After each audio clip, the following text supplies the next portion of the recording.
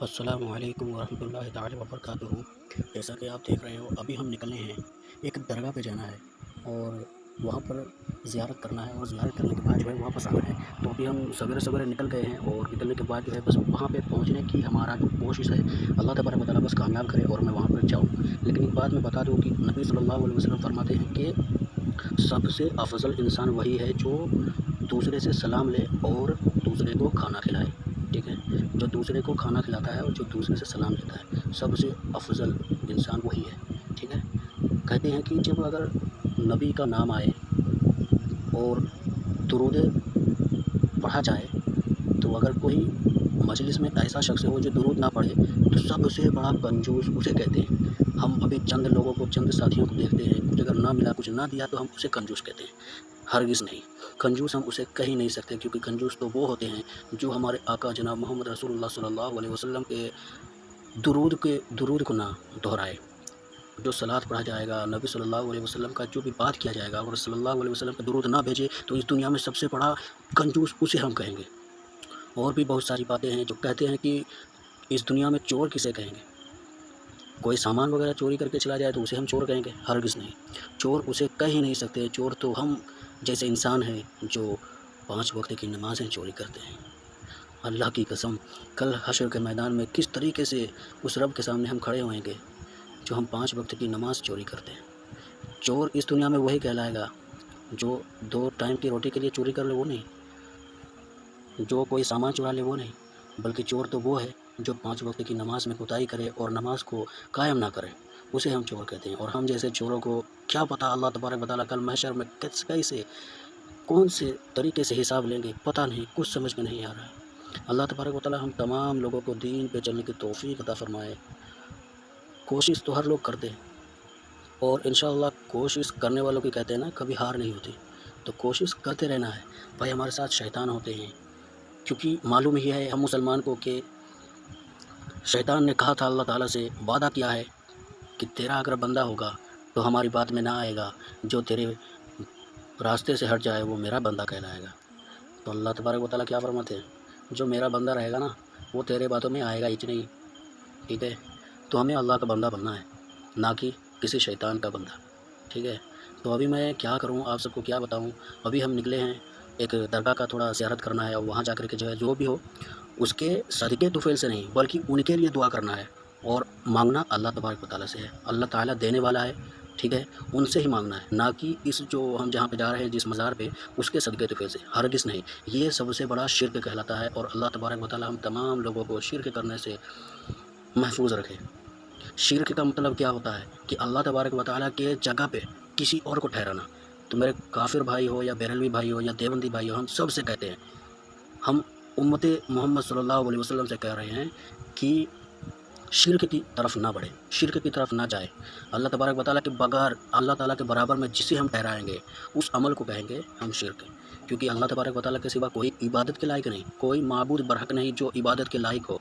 اور ہم کافر بھائی ہو یا اور کوئی بھی ہو، میں آپ کو بتانا چاہتا ہوں کہ اس طریقے کے عمل سے ہم محفوظ رہے، اور اللہ تبارک و تعالیٰ سے دعا کرتا ہوں کہ ہم تمام لوگوں کو، ہم تمام امت مسلمہ کو ان تمام شرک وغیرہ سے محفوظ رکھے، آمین۔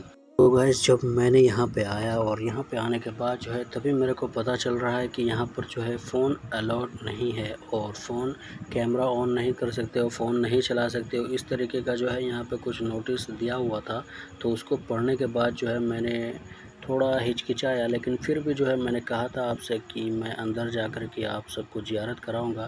تو انشاءاللہ آپ سب کو لو سامنے ہے، یہ مزار دیکھ سکتے ہو، اندر ہے، اور ابھی آپ سب کو اچھی طریقے سے دکھائی دیتا ہوگا۔ اور یہاں پہ دیکھ سکتے ہو بہت سارے ایسے لوگ ہیں جو ان کو چوم رہے ہیں۔ نعوذ باللہ، اس طریقے سے نہ کرے۔ دیکھو، کوئی پیچھے ایک ایسا بندہ ہے جو ان کے اوپر سجدہ کر رہا ہے۔ اب کیا معلوم، ان کا رب جانے وہ کیا کہہ رہے ہیں، لیکن ہمیں تو بس یہی دکھ رہا ہے کہ وہ مزار کے اوپر سجدہ کر رہا ہے۔ اگر کہتے ہیں نا، ابھی ہم کئی فرقوں میں بدل گئے ہیں، دیوبندی، سنی، بیرلوی، کئی فرقوں میں بدل چکے ہیں۔ تو میں بریلوی لوگ سے ہی کہتا ہوں میرے بھائی، اعلیٰ حضرت نے کیا کہا تھا؟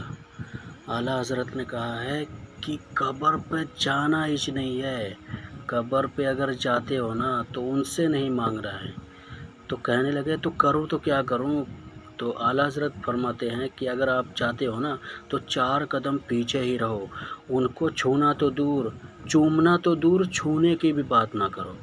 ٹھیک ہے، چھو بھی نہیں سکتے ہو. لیکن یہاں نعوذ باللہ یہ دیکھ سکتے ہو ان کے وہ آگے سجدہ کر رہے ہیں. استغفر اللہ. اعلیٰ حضرت ہی کہتے ہیں کہ مزار پہ جا کر کے ان کو چومنا تو دور کی بات ہے، ان کو چھونا بھی نہیں چاہیے. تو یار یہ لوگ کیسے کیسے دین پھیلا رہے ہیں. فاضل بریلوی کہہ رہے تھے کہ مزار کے اوپر جانا ہی نہیں ہے، اور اگر آپ چاہتے ہو تو ان کے لیے دعا کرو. ایسا نہیں کہ ان کے طفیل سے دعا کرو. یہ ان کے طفیل سے دعا کر کے کیا فائدہ؟ وہ خود اندر موجود ہے اور وہ کہہ رہے ہیں کہ ہمارے لیے کوئی دعا کرے. اے اللہ، کسی بندے کو بھیجو اور جو میرے لیے دعا کرے. اور اگر ہم ان سے جا کر کے مانگے، ان کے آگے اس طریقے سے سجدہ کرے تو نعوذ باللہ کیا ہی کریں گے. استغفر اللہ. ہمارے پاس کوئی جواب نہیں ہے ان کا. یہ دیکھ سکتے ہو یہاں پر تو فون الاؤ نہیں ہے، لیکن پھر بھی میں اس طریقے سے تھوڑا سائیڈ ہو کر کے جو ہے میں اندر آیا ہوں اور فون کو میں چالو رکھا ہوں. نعوذ باللہ اس طریقے کا جو عمل ہے یہ آپ کو کبھی جنت میں نہ لے جائے گا. استغفر اللہ. اے میرے مولا، ہم تمام امت مسلمہ کو اس طریقے کے اس شرک سے بچائے، کیونکہ اللہ تبارک و تعالیٰ کے سوا کوئی معبود برحق نہیں ہے، کوئی عبادت کے لائق نہیں ہے. کسی سے ہم نہیں مانگ سکتے سوائے اللہ تعالیٰ کے، اور دینے والا بھی اللہ ہے. تو اللہ سے ہی نہ مانگیں گے؟ کیوں ہم ان کے آگے سجدہ کریں گے؟ کیوں ان کو چومیں گے؟ کیوں ان کو چھوئیں گے؟ یہ خود ایک محتاج ہے، اور یہ خود ہماری جو اس دنیا میں جو زندے لوگ ہیں ان سے فریاد کر رہے ہیں کہ کاش تو میرے لیے دعا کر، میرے رب سے میرے لیے دعا کر، اور میرے صدقے طفیل سے یا میرے سے نہ مانگو، میرے رب سے مانگو. اس طریقے کا ہے. لیکن اب کیا ہی بتائے، ابھی تو ہمیں بہت چیز آپ کو دکھانا باقی ہے. لیکن میں ابھی کیمرہ جو کھول کے رکھا ہوں نا، تو ہمیں بھی تھوڑا یہ بھی ہے کیونکہ وہاں پہ لکھا ہوا جو ہے ان سے میں ڈر رہا ہوں، کیونکہ یہاں پہ لوگ جو ہے اب معلوم نہیں کیسے ہیں، لیکن اللہ کے بندے ہی ہیں. ابھی دیکھ سکتے ہو میں ادھر سے ادھر آیا ہوں اور یہ بندہ جو ہے اب تک سجدہ میں ہے. میرے اللہ کے سوا کسی اور کو اگر کوئی سجدہ کیا نا میرے بھائی، ان کو اللہ تبارک و تعالیٰ کبھی نہیں بخشے گا. کہتے ہیں نا سارے گناہ دنیا کا معاف ہو جائے گا. اللہ تبارک و تعالیٰ فرماتے ہیں تو آسمان کے برابر گناہ کر لے، سمندر کے برابر گناہ کر لے، تو ایک بار استغفر اللہ کہے، اللہم اغفر لی کہے، میں تجھے معاف کر دوں گا. اور معافی اس کی قبول نہیں ہوگی جو اس دنیا میں رہ کے شرک کیا ہے.